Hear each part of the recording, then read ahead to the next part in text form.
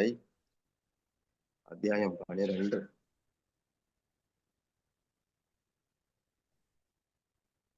முதல் பதத்துல அர்ஜுனனுக்கு ஒரு கேள்வி இருந்தது. எல்லாருக்குமா உண்டாகிற கேள்விதான். எப்படின்னா,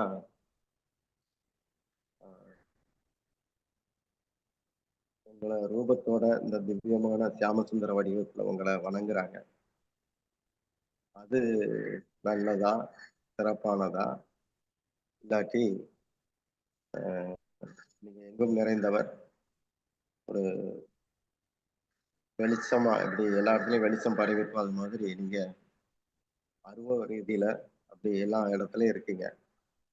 சில பேர் அதையும் தியானிக்கிறாங்க, அதையும் பூஜிக்கிறவங்க இருக்கிறாங்க மானசீகமா. அது ஒரு சத்தியா, எது சிறப்புன்னு கேட்கிறார் அர்ஜுனன். பகவானுடைய பதில் 12:2 இருக்கு. இது பக்தி யோகம். ஸ்ரீ பகவான் வாச்ச, ஸ்ரீ பகவான் கூறினார், மயி ஆவேசிய மனக. ஆவேசியங்கிறது ரொம்ப ரொம்ப ஈடுபட்டு, என்னில் மனது ரொம்ப ஈடுபடுத்தி இருக்கிறது. ஏ மாம் நித்திய யுக்தா உபாசதே. எவர்கள், ஏன்னா எவர்கள், மாம் என்னிடம் நித்திய யுக்தா உபாசதே, அப்படி இடையறாது உபாசிக்கிறாங்க.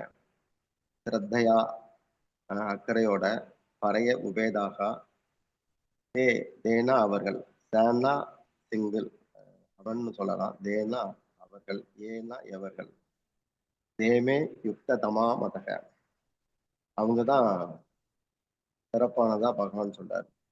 எவர்கள் என்னிடம் மனதை வைத்து இடையராது சிரத்தையோடு என்னை உபாசிக்கிறார்களோ அவர்களே யோகத்தில் உத்தமர்கள். இதுவே என் கருத்து.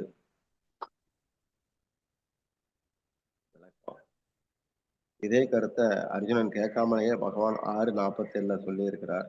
இது 12:2. பல நல்ல விஷயங்களை நாம கேட்கிறோம், ஆனா அது தொடர்ந்து மண்டையில நிற்காது. வாழ்க்கையில நியமத்தோட லட்சியத்தை நோக்கி போறவங்களுக்கு அதுக்கு தேவையான விஷயங்கள் மனசுலயே நிற்கும். நாம இன்னும் கிருஷ்ணர்கிட்ட மனசை வைக்கல, சிரத்த வரல. நம்ம கிருஷ்ணரை மதிக்கிறோம், ஆனா கிருஷ்ணர் விரும்புற அளவுக்கு நாம நடக்கிறோமாங்கிறது சந்தேகமா இருக்கு.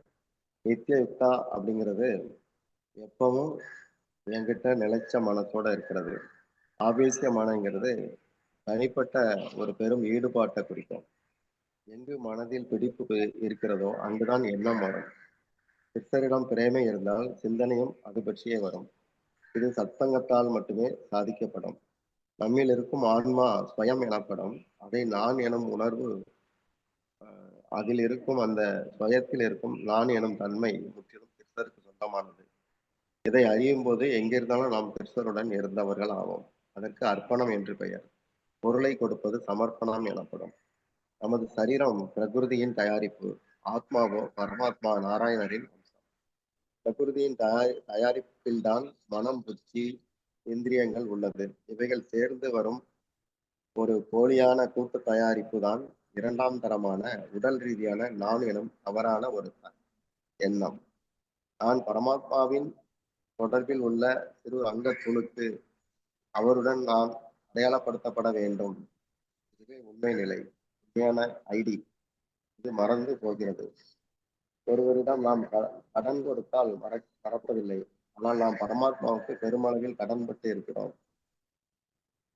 உலகுடன் ஆனால் உலகுடன் நம் விவகாரங்கள் இருப்பதால் அவரை மறைக்கிறோம். இங்கு தேமே யுக்த தமா மதகா என பன்மையில் கூறுகிறார். அவர்களே சிறந்தவர்கள் என்று பன்மையில் கூறுகிறார். 6:47 சமயயுக்த தமா மதக என ஒருமையில் சொன்னார். 11:55 அனன்ய பக்தன் என்னை நேருக்கு நேர் கண்கூடாக பார்க்கலாம் என்றார். 18:55 ஞானிகள், அதாவது அருவ உபாசகர்கள், கடவுளை உருவம் இல்லாமல் வணங்குபவர்கள் என்னை அறிய முடியும் என்றும், ஆனால் பக்தனோ என்னை அடைய முடியும் என்றும் சொல்கிறார். எனவேதான் பக்தர்கள் அடைகிறார்கள், ஞானிகள் அறிகிறார்கள். கர்மமும் ஞானமும் பக்தியை பலனாக தருபவை. ஆனால் பக்தி யோகம் ஆரம்பத்திலிருந்தே பக்தியில் ஈடுபட வைப்பதால் அது அனைத்திலும் சிறந்ததாக பகவான் கணிக்கிறார். ஒரு பொருளை இதுவரை அறியாமல் இருந்தால் அது அஞ்ஞானம் எனப்படும். இதை உணரும் போது அஞ்ஞானம் நீங்கி உண்மை உண்டாகிறது.